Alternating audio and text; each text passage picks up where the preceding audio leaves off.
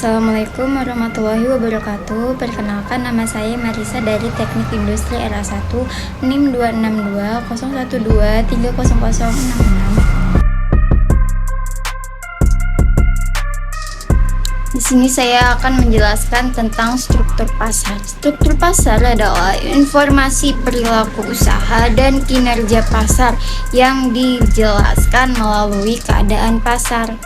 Struktur pasar menggambarkan tingkat persaingan di suatu industri, yaitu ada 4: monopoli, oligopoli, persaingan sempurna, dan persaingan monopolistik.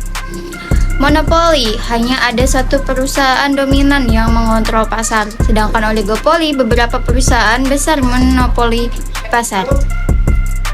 Dan persaingan sempurna, banyak penjual dan pembeli tanpa kontrol monopoli.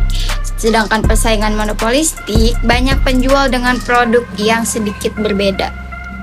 Karakteristik setiap struktur pasar. Yang pertama, monopoli. Tidak ada persaingan yang signifikan, harga tinggi, dan kendali penuh atas pasokan. Kedua, oligopoli. Persaingan terbatas, harga ditentukan oleh beberapa pemain besar. 3. Persaingan sempurna. Persaingan bebas, harga ditentukan oleh kekuatan pasar. Lanjut, kita bahas kelebihan dan kekurangannya. Monopoli, keuntungan besar, tetapi rendahnya pilihan dan harga tinggi bagi konsumen. Sedangkan oligopoli, kualitas yang baik, tetapi harga cenderung tinggi dan kurangnya varian produk. Dan persaingan sempurna, pilihan yang luas dan harga yang kompetitif, tetapi keuntungan lebih rendah untuk penjual. Pengaruh struktur pasar. Monopoli, harga tinggi, kualitas jarang diperbaiki, dan inovasi rendah. Oligopoli, persaingan terbatas, harga stabil namun kurang inovasi.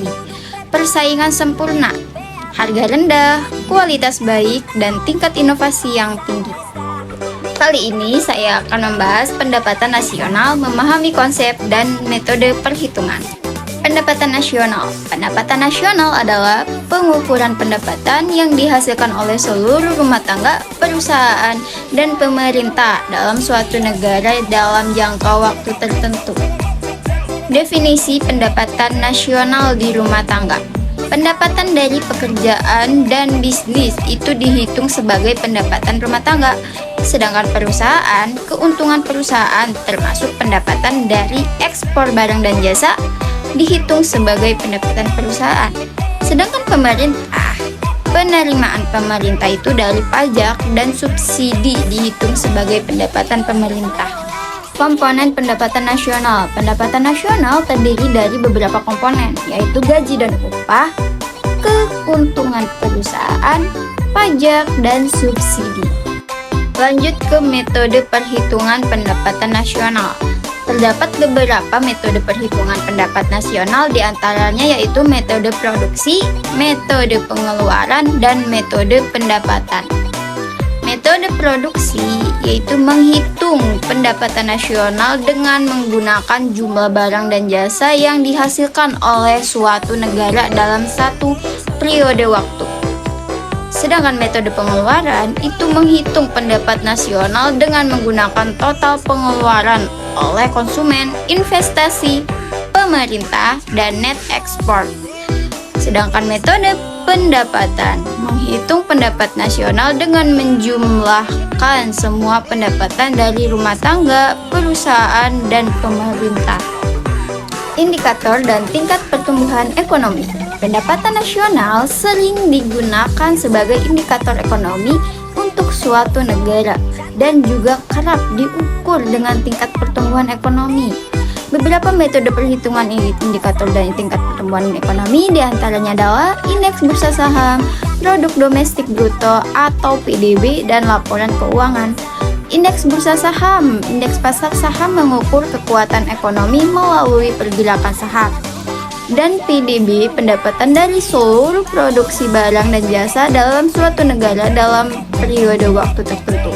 Sedangkan laporan keuangan yaitu menunjukkan kinerja ekonomi suatu perusahaan dalam suatu periode waktu. Peran pendapatan nasional dalam pembangunan ekonomi. Pendapatan nasional memegang peran penting dalam pembangunan ekonomi suatu negara. Beberapa peran pendapatan nasional diantaranya yaitu menunjukkan kemakmuran, menstimulasi investasi, menerima pinjaman. Menunjukkan kemakmuran, pendapatan nasional yang tinggi menunjukkan kemakmuran suatu negara. Dan pendapatan nasional dapat menstimulasi pertumbuhan dan investasi dalam suatu negara. Yang ketiga, pendapatan nasional yang stabil membuat suatu negara lebih mudah menerima pinjaman. Oke, kali ini saya akan membahas tentang uang dan lembaga keuangan, bank sentral, kebijakan moneter, dan kebijakan fiskal. Fungsi uang yaitu ada 3, medium of exchange, 2, unit of account, 3, store of value. Yang pertama, medium of exchange. Uang memfasilitasi pertukaran barang dan jasa secara efisien. Dan yang kedua, unit of accounts, untuk memberikan standar untuk mengukur nilai barang dan jasa. Yang ketiga, store of value, untuk memungkinkan individu untuk menyimpan kekayaan mereka dalam bentuk yang mudah dipertukarkan. Lembaga keuangan itu ada bank, bank investasi, perusahaan asuransi. Bank sentral. Bank sentral adalah lembaga yang bertanggung jawab untuk mengatur dan mengawasi sistem moneter suatu negara. Fungsinya yaitu bertugas menjaga stabilitas nilai mata uang, mengontrol suku bunga, mengatur jumlah uang yang beredar, dan menjaga kestabilan ekonomi. Contohnya, bank sentral terkenal adalah Bank Indonesia, Federal Reserve atau AS, dan Bank Sentral Eropa. Tujuan kebijakan fiskal. Yang pertama, pertumbuhan ekonomi. Kebijakan fiskal dapat digunakan untuk mendorong pertumbuhan ekonomi suatu negara melalui pengeluaran pemerintah dan pemotongan pajak. Yang kedua, stabilitas harga. Kebijakan fiskal bertujuan untuk menjaga stabilitas harga dengan mengendalikan inflasi melalui pengaturan pengeluaran pemerintah. Yang ketiga, distribusi pendapatan. Kebijakan fiskal dapat digunakan untuk mengurangi kesenjangan pendapatan melalui kebijakan redistribusi. Lanjut, kebijakan moneter dibagi menjadi 3, yaitu pasar uang terbuka, reserve requirement, dan operasi pasar terbuka. Pasar uang terbuka. Bank sentral mempengaruhi tingkat suku bunga dan likuiditas dengan membeli atau menjual instrumen keuangan.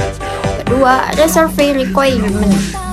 Bank sentral menetapkan persentase dana yang harus dijaga oleh bank komersial sebagai cadangan. Yang ketiga, operasi pasar terbuka. Bank sentral membeli atau menjual surat berharga pemerintah untuk mengatur jumlah uang yang beredar. Lanjut, saya akan membahas tentang metode penerapan nilai tukar dan sistem nilai tukar.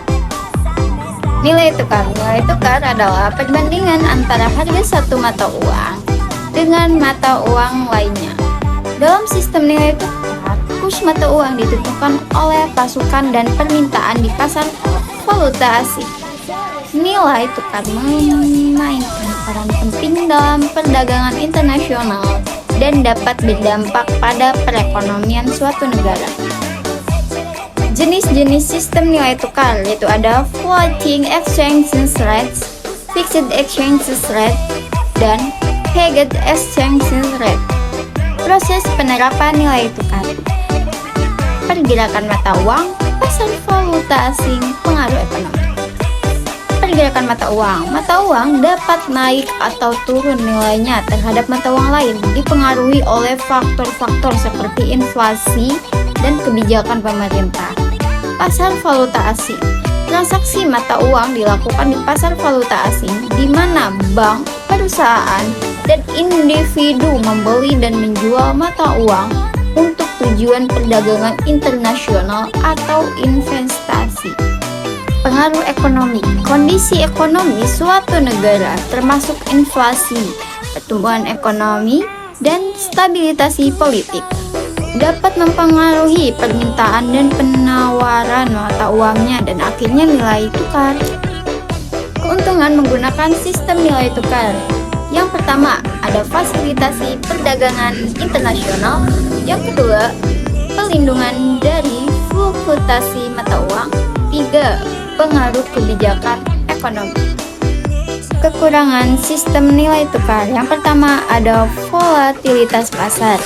Nilai tukar yang berfluktuasi dapat menyebabkan ketidakstabilan ekonomi dan merugikan perdagangan internasional. Yang kedua, intervensi pemerintah. Upaya pemerintah untuk mempengaruhi nilai tukar dapat memunculkan ketidakadilan dalam merusak mekanisme pasar. Lanjut, saya akan membahas tentang pengangguran dan inflasi. Definisi pengangguran. Pengangguran terjadi ketika seseorang yang ingin bekerja tidak dapat menemukan pekerjaan yang sesuai. Ini mencakup orang yang sedang mencari pekerjaan dan mereka yang telah mencoba mencari pekerjaan tetapi belum berhasil. Pengantar pengangguran. Di sini ada tingkat pengangguran, buruh migran, dan pengangguran struktural. Tingkat pengangguran mencerminkan jumlah orang yang tidak bekerja dalam suatu perekonomian pada suatu waktu tertentu. Sedangkan buruh migran itu perubahan situasi perekonomian seringkali memaksa orang mencari pekerjaan di tempat lain untuk memenuhi kebutuhan hidup mereka. Dan pengangguran struktural, yaitu pengangguran yang disebabkan oleh ketidaksesuaian antara keterampilan pekerja dan permintaan pasar kerja. Penyebab pengangguran yaitu penurunan permintaan.